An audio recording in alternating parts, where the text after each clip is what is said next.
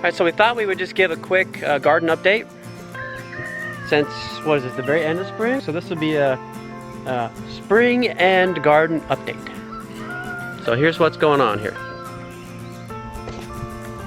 What we got there, babe? This bed's mostly tomatoes, but there's a few little peppers, and there's one growing right here. Look at that, cool. That's our first little pepper. There's another one growing on this one. Oh yeah. And some little teeny ones. It's funny how they grow upside down. Mm-hmm. Last year was the first time we ever grew any peppers. And tomatoes. I have some lettuce here that the caterpillars almost took out, but there's still some left. More tomatoes. More tomatoes. This herb is doing great. This is the African blue basil, and it's doing wonderful. So we've already made a new plant over in this other bed from it. You've already split it? Yeah. Well, we re-rooted it in water. We split it to here. And so there's the baby. And what are these? those are just flowers, cosmos. Oh, okay. We only got one green bean because it was old seed. So we need to find some more green bean seeds. And then this is our lemon squash and sweet potatoes. This is the beets, kale, chard, onion, chives bed. We've already eaten quite a bit of chard from it. And these are the walking onions?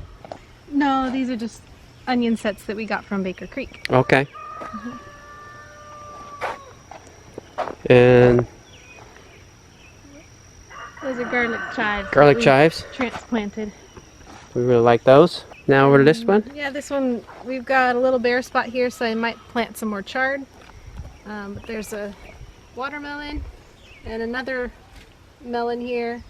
And then these are butternut and spaghetti squash. And more peppers. And then there's random tomatoes all over the place that have just were from last year's seed. So. And look at this comfrey here. Tell us the story of this comfrey, honey. Those who watched our, I think it was our spring garden update, you might remember that I said we tried something new. We chopped our comfrey and put some of the leaves down in the beds and then put our last layer of compost before we planted. And so we have random comfrey plants popping up in our beds all over the place, which is pretty fun. So how easy is it to propagate comfrey? Very easy. So this was a chopped up portion of a comfrey leaf. That's all that was. Look at this plant that's come from it, just for perspective. Look at the size of my hand, look at the size of this leaf. And how long ago was that? That was a month and a half ago, maybe? A month and a half ago, and look at the size of this thing. Yeah, how cool is that? Okay, so what's going on over here? The other day I was looking in our pantry at some old potato seed from last year, and I thought it was just a goner. We didn't have room for potatoes this year, so I opened the bag and there were a bunch of sprouts coming up out of the bag. And some of the seeds were from years of planting potatoes since we first moved here 3 years ago. So I didn't want to break that cycle, so here they are. We just tucked in a little bed here, and hopefully they're going to grow and we'll get a few potatoes. That's bee balm? This is bee balm, yep. That's bee balm. Echinacea. Echinacea, look at all these echinacea heads. Isn't that just beautiful? And then all of our jungle of mint, peppermint and spearmint. The jungle of mint. Our mint jungle. Mm-hmm. Smells great. I just wanted to show you the blueberries that we've actually gotten a couple blueberries off of here. Look at the size of this blueberry. Isn't that beautiful? Alright, just wanted to show you the original blackberry. Look how nice these are coming in. Nice big ones. Our swales over there, this is where we propagated all of the blackberries from, was from these original blackberries here. To give you some perspective on how big these plants are, look at this cane.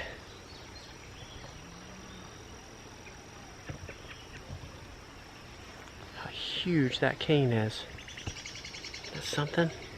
Ooh, Ooh, we got a treat while working in the garden. Thank you, Joshua. Raspberries. Yum. That's a good treat. Is that good, Jay? Try one? Yep. All right, it is really bright out here today. We're out working in the garden. We've got all kinds of creeping thyme and peppermint, some other herbs that are just going crazy in this summer sun, and we just had some rain as well. So we're gonna cut a bunch of these herbs for our chickens. We're gonna put the herbs in their nesting boxes, in their dust bath area, and then they'll probably eat a little bit as well. What are you guys cutting? Thyme. Yeah, we've got creeping thyme all around our fire circle here. A big old tree that needs burned. There's creeping thyme. It's all over there. It's just everywhere. Just beside our fire circle, we have a bunch of bee balm and tons of peppermint, echinacea, spearmint up here. It's just a jungle. So we're gonna tame the jungle and take some good stuff to our chickens. So Lisa Steele she's the author of Fresh Eggs Daily, a book that we recently purchased, and she just has a ton of great information in her book that we're really enjoying. The reason to put the herbs in the nesting box is to help keep bugs out and to just keep it fresh while they're sitting in there.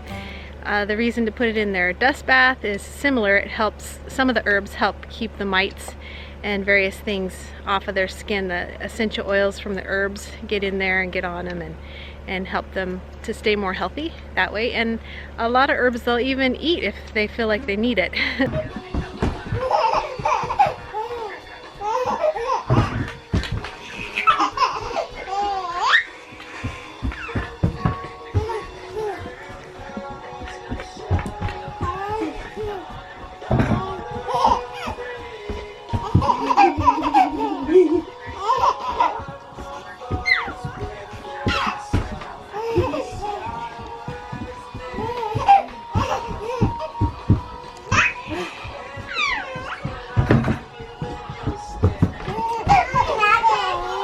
Had to come inside. It was so hot and bright out there, so just wanted to explain the few herbs that we're giving to the chickens and what they're used for. We have basil that we're going to give them. Basil is rejuvenating and it helps keep insects away.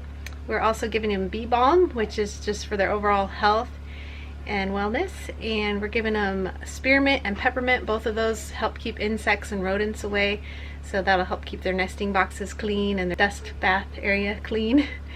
And comfrey has got a lot of nutrition in it and healing properties. It's good for bones as well, so they'll eat that if they need it. And all these herbs they'll eat if they need them, but if not, then they'll just avoid them. Oh yeah, one more. We're also giving them creeping thyme, and thyme is good for both the insecticide to keep insects away, and it's also good for their health. It is actually can be used as an antibiotic. It's good for respiratory health and just overall general health for them. So that's the end of spring garden update. Thank you so much for watching and joining us on our journey. Please remember to share and like and comment anything you want more information on or anything like that. Thank you very much. Have a great day.